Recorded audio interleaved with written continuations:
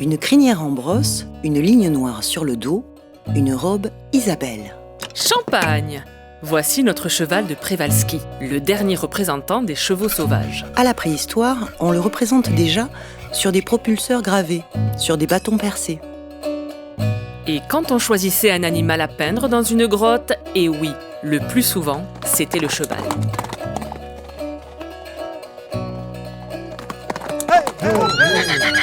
Il était aussi chassé, mangé, exploité. À Botaï, au Kazakhstan, on a retrouvé les ancêtres du cheval de Przewalski. Tout laisse à penser qu'il y a 5000 ans, les chevaux de Botaï étaient domestiqués.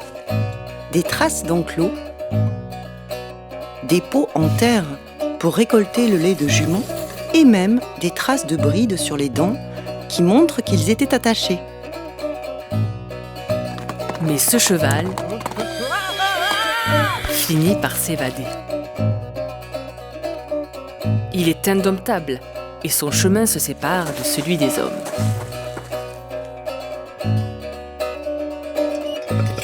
Des centaines d'années passent et le cheval de Botaï donne naissance au cheval de Przewalski.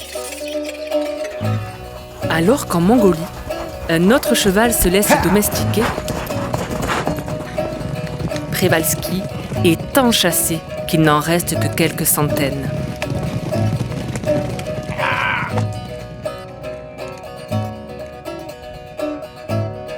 Ces survivants sont finalement découverts par l'explorateur russe Nikolai Przewalski.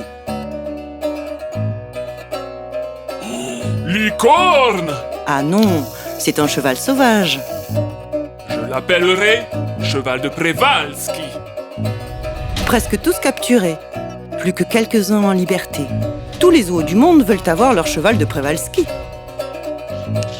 En 1960, 12 seulement ont survécu à leur vie derrière les barreaux. Heureusement, ces rescapés font beaucoup de petits poulains. Et certains ont pu être réintroduits dans la nature.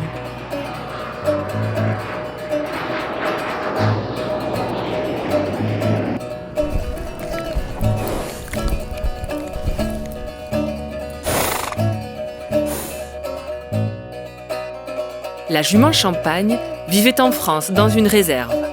Elle a rejoint les collections du Muséum de Toulouse en 2020.